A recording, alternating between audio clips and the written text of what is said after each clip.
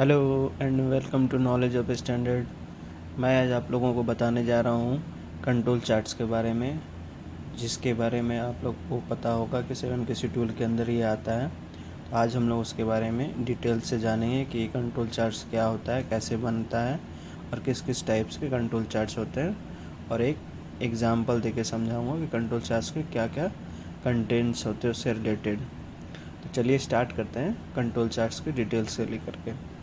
तो फर्स्ट है हमारा, क्या होता है कंट्रोल चार्ट्स।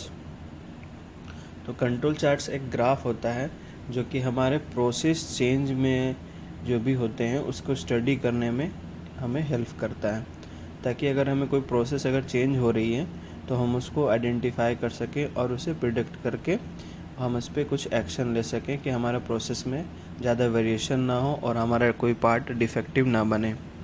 और इसको हम ओवर टाइम लेकर के कंसीडर करते हैं, ताकि टाइम टू टाइम में हमारे वेरिएशन को या प्रोसेस को हम चेक कर सकें कि उसके अंदर क्या क्या चीज़ें चेंज हो रही है या फिर हमारे प्रोसेस किस तरीके से चल रहा है, क्या हम उसके अंदर कुछ चेंज करना चाहते हैं जो कि हमें और इजी और बेस्ट प्रोडक्ट दे सके।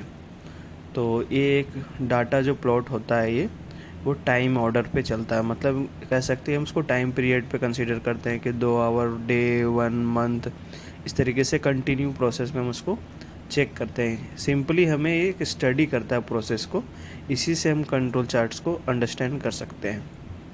तो कंट्रोल चार्ट हमें 3 टाइप से मिल करके बनता है। उसके अंदर क्या क्या होते हैं, एक सेंटर लाइन होता है जो कि एक एवरेज को शो करता है। दूसरा हमारा जो यहाँ एक अपर लाइन होता है जो कि अपर कंट्रोल लिमिट को शो करता है, और एक लोअर लाइन होता है जो कि लोअर कंट्रोल लिमिट को शो करता है, जैसा कि आपको दिख रहा होगा डिस्प्ले में। आगे चलते हैं, कंट्रोल चार्ट्स को एक्सप्लेन करता हूँ मैं कि आपको ये किस टाइप से देख सकते हैं इसको।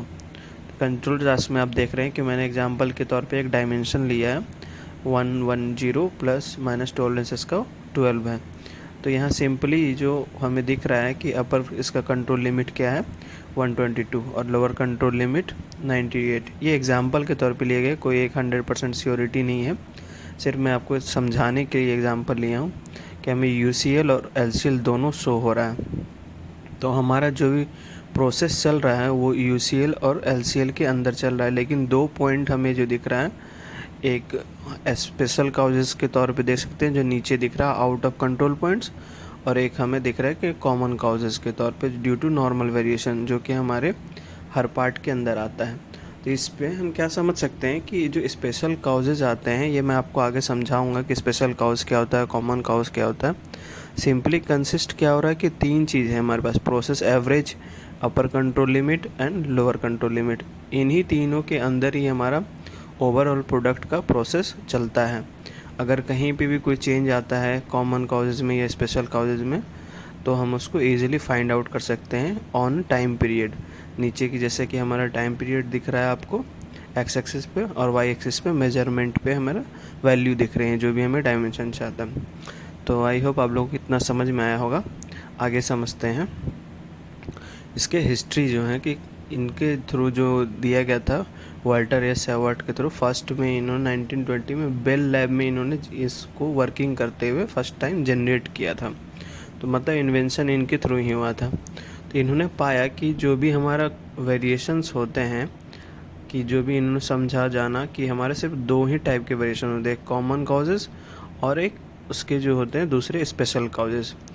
तो फर्स्ट होता है कि कॉमन काउजेज में क्या हो सकता है कि कांस्टेंट काउजेज होते हैं, मतलब कोई भी ज़्यादा variation hour to hour, lot to lot, worker to worker हो सकता है, थोड़ा मोड़ा वेरिएशन सबके अंदर आती है। स्पेशल काउजेज में क्या होगा कि कोई भी जो हमारा वेरिएशन है वो एक स्पेशल केस के अंदर आएगा, मतलब सडन ही कुछ बहुत बड़ा चेंज आएगा उसके अंदर या पार्ट के अंदर या किसी भी पार्ट के डिफेक्टिव के अंदर। अगला हम उसको आगे देखते हैं कि वो क्या क्या हो सकते हैं वेरिएशंस। वेरिएशंस क्या है कि एक one problem with mother nature, mother nature के साथ ही ये है कि कोई चीज़ इक्वल नहीं है, कोई चीज़ बराबर नहीं है, कुछ ना कुछ उसके अंदर चेंज है, कुछ माइनर चेंज है, कुछ मेजर चेंज है। इसीलिए वेरिएशंस को यहाँ पर डिफाइन किया जा सकता है ऐसे। तो यहाँ अगला है कि everything is different, it's called variability. सब कुछ चेंज हो सकता है वेरिएबिलिटी के थ्रू। उसके बाद हम इसमें देखते हैं कि ये होता क्या है। कोई आदमी, जो दो लोग हैं वो सेम नहीं होते हैं। टेम्परेचर जो होता है वो चेंज होते रहता है कंटिन्यूस। आपका एक कांस्टेंट टेम्परेचर सेट नहीं रह सकता, कुछ ना कुछ माइनर चेंजेस रहते हैं जो कि हमें वेरिएबिलिटी को डिफ़ाइन करता है। कोई वैसा प्रोडक्ट जो कि हमारा कंटिन्यू रनिंग में, लेकिन उसके अंदर भी माइनर से माइनर, मेजर से मेजर चेंजेस आते रहते हैं, तो ये हमें वेरिएबिलिटी और वेरिएशन को शो करता है। तो हम इसको आगे देखते हैं कि वेरिएबिलिटी के अंदर और क्या क्या है।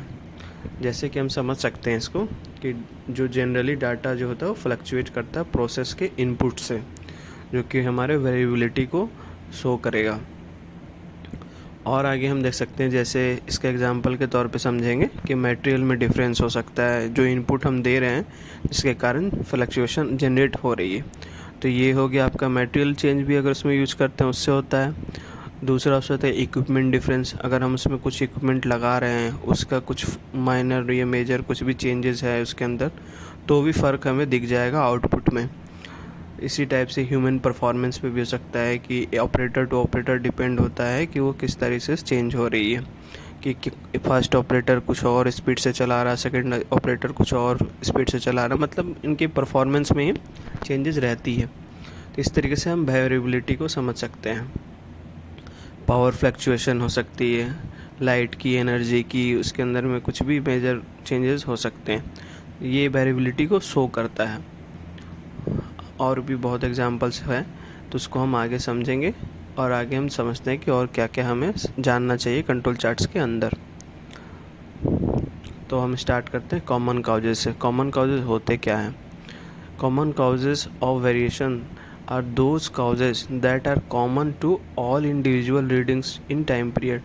मतलब टाइम पीरियड के साथ में जो भी रीडिंग्स आएंगे वो कॉमन होंगे। मतलब एक जो वैल्यूज़ आएगी किसी भी वैल्यूज़ आएगी किसी भी डायमेंशन का, वो ज़्यादा वेरिएशन पे नहीं होंगी, ऑलमोस्ट सिमिलर होंगे एक दूसरे के। मैं आपको आगे ग्राफ के थ्रू समझाऊंगा कि वो कैसे है। मैं आपको यहाँ पर कॉमन कॉज के बारे में बता रहा हूँ। मतलब ज़्यादा आपको एक स्टेप या एक प्रोडक्ट दूसरे प्रोडक्ट से सिमिलर दिखेगा, ज़्यादा कोई फ्लक्चुएशन या ज़्यादा मेजर डिफरेंस नहीं नज़र आएगा। इस तरीके से हम कॉमन कॉजेज़ को समझ सकते हैं। स्पेशल और इसमें क्या हो सकता है कि कोई एक प्रोसेस जो है वो ऑपरेट हो रहा है कॉमन कॉजेज़ को, जो कि एक स्टैटिकल कंट्रोल है। मतलब वो अंडर प्रोसेस ओके हम कह सकते हैं कि हमारा प्रोसेस जो चल रहा है वो सही और हमारे कंट्रोल में चल रहा है। तो इसको हम कॉमन कॉजेज़ के अंदर कंसीडर करेंगे। और अब हम देखते हैं स्पेशल कॉजेज़ को। स्पेशल कॉजेज़ क्या होता है कि जो भी वेरिएशंस हो रहे हैं वो सडन होगा। मतलब आपको उतना टाइम पीरियड में नोटिफाई नहीं चलेगा कि वो क्या हो रहा है, लेकिन एक मेजर वैल्यू उसमें चेंजेस आएगी किसी भी वैल्यू में या उसका डायमेंशन में, जो कि हमें इजीली फाइंड आउट हो जाएगा कि किसी में ज़्यादा फ्लक्चुएशन हो रहे हैं नंबर्स, तो हमें प्रोसेस में चेंजेस हो रहे हैं तो हमें दिख जाएंगे। आपको मैं ग्राफ में वो आगे बताऊँगा किस तरीके से हम उसको आइडेंटिफाई कर सकते हैं।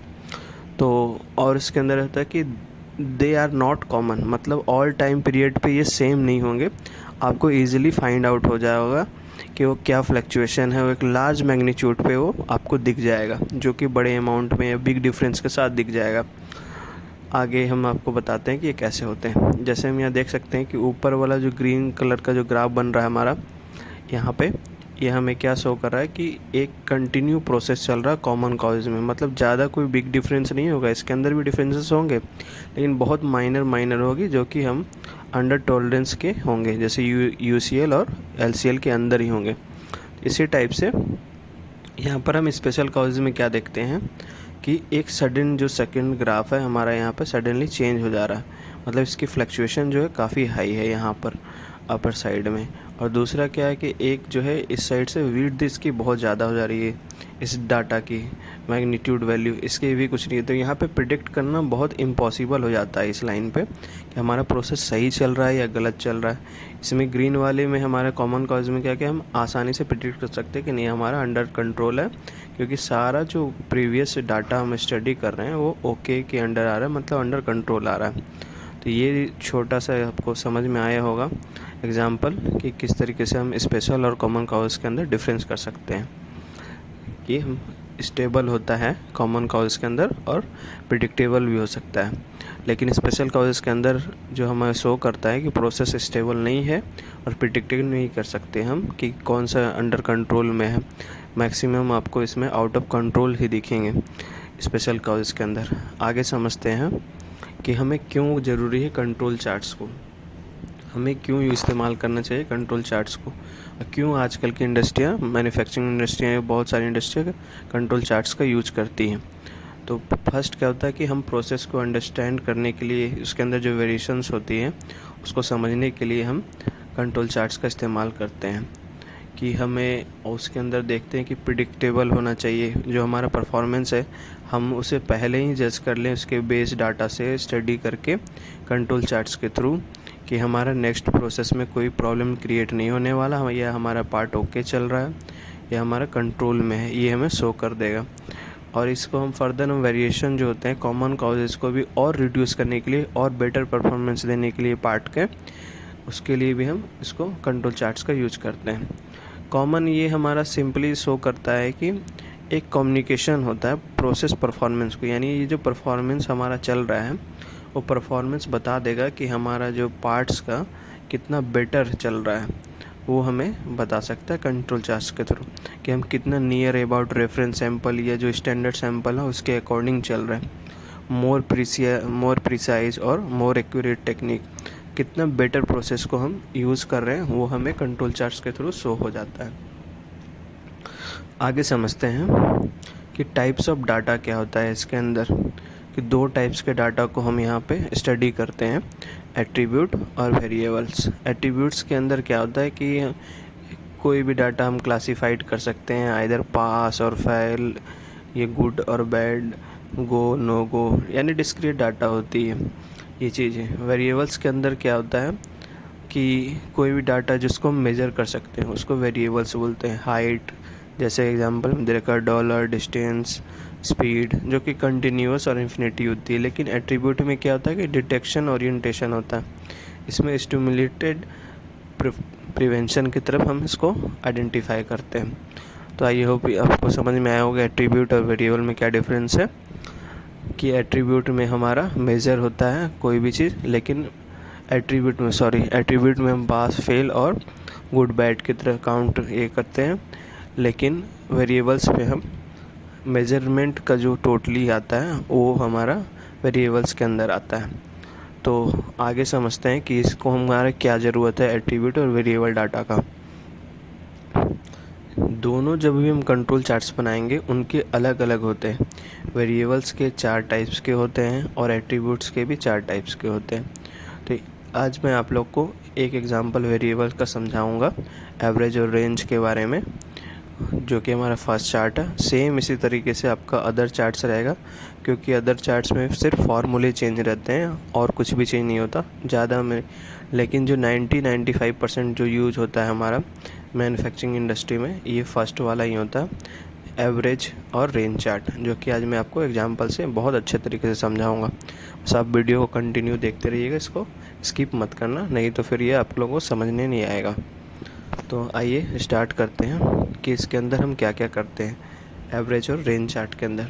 पहले हमारा सिंपली प्री कंडीशन होता है कि मेज़रमेंट हमें करना ही है, क्योंकि ये वेरिएबल के लिए है। तो और जो हमारा प्रैक्टिकली फिजिबल हो, जो मेजर्ड वैल्यू हो, 2 मेजरमेंट तक, शॉर्ट स्पैन तक ले सकते हैं, उसको कंसीडर करेंगे। प्रिपरेटरी स्टेप्स क्या क्या हो सकते हैं कि इन्वायरमेंट हमारा नॉर्मल होना चाहिए, जो भी हम जिस इन्वायरमेंट में प्रोसेस चल रहा है उस प्रोसेस को हम जाने समझें। उसके बाद हम उसके जो लेवल्स होते हैं, कहाँ कहाँ अननेसेसरी वेरिएशंस ना हो, कोई लेवल जो कंट्रोल लेवल हो उसके अंदर ही हम मतलब कंटिन्यू प्रोसेस जो चल रहे हैं हम उसको मेज़र करेंगे और स्टडी करेंगे उसको। तो आगे देखते हैं कि कैसे कैसे होते हैं। हमें सब ग्रुप साइज़ को पहले सेलेक्ट करना है, फिर उसके बाद हम रेशनल सब ग्रुप साइज़ को लेंगे। सेलेक्ट रेशनल सब ग्रुप साइज़, आपको सब आगे समझ में आ जाएगा क्या होता है क्या नहीं होता है, उस स्टेप्स को आप समझें। फ्रीक्वेंसी क्या है हमारी, मतलब टाइम पीरियड जिसको हम लेना चाहते हैं और डिटेक्ट करना चाहते हैं चेंज को। उसके बाद स्टडी करेंगे हम उसको कि वो किस टाइप से वो वर्क कर रहा है चार्ट के थ्रू। और इसके अंदर क्या क्या स्टडीज़ हो सकते हैं। मिनिमम 20 to 25 सब ग्रुप को काउंट करते हैं, और इंडिविजुअल जो हमारा वैल्यू होगा मेजरमेंट का वो एटलीस्ट 100 तो हम लें, ताकि हमें कुछ डाटा में शो हो। और जिस भी मेजरमेंट इंस्ट्रूमेंट से हम करेंगे वो ऑलरेडी एक सिस्टम MSA के थ्रू क्वालिफाइड हो, तभी हम उसको करेंगे, नहीं तो उसमें एरर आ सकते हैं। तो एरर आएंगे तो हमें एक्चुअल स्टडी करने में प्रॉब्लम होगी। तो ये था आपका प्रिपरेटरी स्टेप्स। आगे समझते हैं कि इसको कैसे क्या क्या कर सकते हैं। तो फर्स्ट में आता है हमारा डाटा कलेक्शन। तो डाटा कलेक्शन से स्टार्ट करते हैं। तो ऊपर में हमें दिख रहा है कि पार्ट नेम, क्वालिटी कैरेक्टरिस्टिक क्या हम नाप रहे हैं, डायमेंशन मेजर, पार्ट कोड वगैरह, किस इंस्ट्रूमेंट से नाप रहे हैं, इसकी लिस्ट काउंट क्या है, किस मशीन पे चल रहा है, डॉक्यूमेंट क्या है, कंट्रोल चार्ट्स क्या हो सकते हैं, इसके डॉक्यूमेंट्स के नंबर वगैरह, तो वो हम समझते हैं। तो जैसा कि हम आगे आप लोग को मेज़रमेंट के लिए बताए थे कि ये टाइम पीरियड है, तो हम इसको हम फर्स्ट डेट से स्टार्ट करेंगे। यहाँ पे डेट दे रखे हैं कि एक डेट के थ्रू कंसीडर किए लॉन्ग टाइम पीरियड के लिए। सेकेंड में वो टाइमिंग दिया हुआ है कि किस किस आवर में हम लिए हैं। अगला हमारा ग्रुप है कि कितने ग्रुप लिए, जैसे कि 25 ग्रुप्स वहाँ पे बोले थे, तो 25 से हम 20 ग्रुप लिए हैं, क्योंकि इस 20 में हमारा 100 नंबर्स ऑफ डायमेंशंस आ जाते हैं। तो इसी तरीके से ये एग्ज़ाम्पल है, आप पूरा मतलब इसके ऊपर श्योर मत हो जाना। एग्ज़ाम्पल के तौर पे मैंने आपको दिखा रखा है। ये X1, X2, X3, X4, X5 ये हमारा सब ग्रुप कहलाता है, जो मेजर्ड वैल्यू होता है। जो USL और LSL जो हमारे कस्टमर से दिया रहता है, हम उसको यहाँ पे नोट डाउन किए हुए हैं। तो इसी तरीके से टोटल डाटा हमारा कलेक्ट हो जाएगा एट ए टाइम पीरियड 15 से 16 से, जो भी हमारा 10 दिन 5 दिन जो भी लगते हैं, और जिस जिस टाइम पे हम कलेक्ट करते हैं। तो डेली हम क्या करेंगे कि हर जिस तरह हम 5-5 सैंपल उठाएंगे सब ग्रुप साइज़ के, और उसके बाद इसको हम मेज़र करके इसमें नोट डाउन करेंगे। अगला स्टेप समझते हैं कि इसके जो फार्मूलेज होते हैं यहाँ पर है, जो आपको दिख जाएगा। कोई हार्ड फार्मूले नहीं है, एवरेज है, रेंज है, सब इसी को हम एक्सेल में पुट डाउन करके इसको निकालेंगे। तो इसी तरीके से हम जो भी हमारा यहाँ पर नोटेड है कि N क्या कहलाता है, क्या कहलाता है, सब ग्रुप साइज़ क्या है, और सब ग्रुप के सैंपल साइज़ क्या है, ये सारे डाटा आपको यहाँ से डाटा निकल के आ जाएगा, और आप इसको समझने की कोशिश करेंगे तो ये चीज़ हम यहाँ से निकल जाएगा, एवरेज वगैरह सारे इस फार्मूला से। तो उसके बाद हम क्या करेंगे कि इसी के USL और LSL को कैलकुलेट करेंगे, जो कि एक कंट्रोल लिमिट रेंज चार्ट को में हेल्प करेगी और एक एवरेज चार्ट को बनाने में हेल्प करेगा। तो ये हमारा एवरेज चार्ट का USL और LSL है, और ये रेंज चार्ट का USL और LSL है। तो इसके कुछ कांस्टेंट वैल्यू होते हैं D4 और D3 की, और A2 की वैल्यूज़। ये कांस्टेंट वैल्यू है, वो आपको मैं इस स्लाइड में दिखा दूंगा क्या क्या होते हैं। तो जैसे हम सारे कैलकुलेट हो जाएंगे, तो इस तरीके से हम उसको सैम्पल साइज़ पे वेरी करता है। तो कैलकुलेट करने के बाद हम इसको प्लॉटिंग पे जाएंगे। तो कैलकुलेट करने के बाद यहाँ पे सारा एवरेज, रेंज और लार्ज निकल रखा है।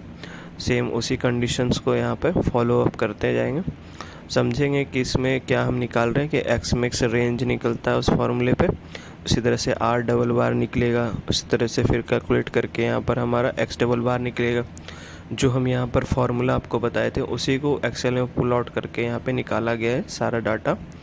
सेम जब हमारा सारा कैलकुलेशन हो जाएगा एवरेज रेंज चार्ट से, तो उसके बाद हम इसको प्लॉटिंग पे चले जाएंगे। और प्लॉटिंग में जैसा कि आप लोग यहाँ लेजेंड देख रहे हैं कि एवरेज में क्या होता है और USL में लेजेंड्स क्या क्या है, तो इसका हम यहाँ से स्टडी क्या कर रहे हैं वो इम्पॉर्टेंट है कि हमारा जो एवरेज यहाँ पर सेंटर लाइन पे जो डाटा दिया है हमें, जो स्टैंडर्ड वैल्यू दी गई है, उससे कितना हमारा जो है ये जो प्रोसेस चल रहा है वो कितना वेरी कर रहा है। क्या हमारा लिमिट के अंदर है, USL LSL के अंदर ही ये वर्क कर रहा है, या फिर कोई वैसा स्पेशल कॉजेज़ हमें फाइंड आउट हो रहा है। स्पेशल कॉजेज़ अगर हमें कहीं पे फाइंड आउट होता है इसके ग्राफ के अंदर, X बार के अंदर, तो हम उससे तुरंत उस पर एक्शन लेते। क्या हम उसको प्रिवेंशन करते, या फिर क्या हमारा प्रोसेस चेंज हो रहा है, हमें यहाँ से शो हो जाता। तो यही कंट्रोल चार्ट्स का मेन रीज़न होता है कि हमें क्यों टाइम पीरियड के साथ स्टडी किया जाता है, ताकि हम उसके अंदर जो स्पेशल कॉज हो रहे हैं उसके अगर आ रहे हैं तो हम उसे आइडेंटिफाई कर लें, ताकि हमारा बैड पार्ट बनने से पहले हम उसको सोल्व कर दें और कम से कम रिजेक्शन में कंट्रोल लगा सकते हैं। तो ये चीज़ हमारा एक्स बार के अंदर होता है, और रेंज के अंदर भी हमारा सेम उसी तरह से ग्राफ प्लॉट होगा जो कि यूएसएल और एलएसएल के अंदर होगा। सब बेस वो फार्मूला से ही है, फार्मूला से कैलकुलेट करेंगे तो आपको इजीली फाइंड आउट हो जाएगा। एक्स बार और रेंज का चार्ट को इस तरीके से प्लॉट कर सकते हैं, जो कि फार्मूले पे यूएसएल का आपका लाइन दिखा रहा है और नीचे एलएसएल का। तो ये प्लॉटिंग करने के बाद ये सारे हमें देख रहे हैं कि ये भी अंडर कंट्रोल में हमें शो हो रहा है, क्योंकि इसके बाहर कोई भी पॉइंट्स नहीं शो हो रहा है, मतलब कोई भी हमारा आउट ऑफ कंट्रोल नहीं जा रहा है। तो रेंज चार्ट्स के भी हमारा ओके दिखा रहा है और एवरेज चार्ट भी हमारा ओके है। तो इससे हम क्या समझे कि हमारा एवरेज और रेंज चार्ट जो भी डायमेंशन हमने मेज़र किया था वो ओके है, मतलब हमारा प्रोसेस जो है उसके अकॉर्डिंग कंट्रोल में चल रहा है। तो ये हमारे लिए एक एग्ज़ाम्पल था।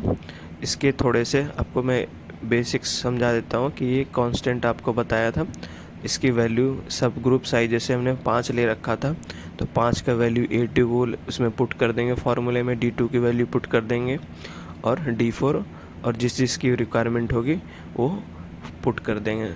अलग अलग चार्ट्स की अलग अलग कांस्टेंट वैल्यू होती है, एक नहीं होती। ये मैंने आपको एवरेज और रेंज चार्ट के लिए ये कांस्टेंट टेबल आपको शो किया हुआ। तो यहाँ से आप उसको बनाना चाहते हैं तो ले करके बना सकते हैं। आगे देखते हैं कि इसके अंदर और क्या है। इसके अंदर मैंने आपको एक स्पेसी के अंदर ही ये कंट्रोल चार्ट्स आता है, तो मैंने आपको ये वाला एक्स बार और रेंज चार्ट समझाया, जो कि एक फ्लो चार्ट है इसका, कि वो क्या क्या प्रोसेस पे कौन कौन से कंडीशन पे आप कौन कौन से चार्ट को यूज़ कर सकते हैं। तो ये टोटली अगर आप ध्यान से देखोगे तो समझ में आएगा कि वेरिएबल्स के लिए किस कंडीशन पे हम इसको यूज़ किए हैं, किस कंडीशन पे इसको यूज़ कर सकते हैं, किस कंडीशन पे इस चार्ट को बना सकते हैं और किस किस कंडीशन पे इन चारों चार्ट्स को बना सकते हैं। Thank you. आप लोगों को शायद ये वीडियो पसंद आया होगा, आई होप। तो प्लीज़ चैनल को लाइक शेयर एंड सब्सक्राइब करें, और आगे मैं आपको बताऊंगा कि जब एसपीसी का हमारा जो सीरीज़ शुरू होगा उसमें आपको और डिटेल्स में कंट्रोल चार्ट से रिलेटेड, एसपीसी से रिलेटेड सारी चीज़ें मिलेगी। आप लोगों का बहुत बहुत धन्यवाद। Thank you.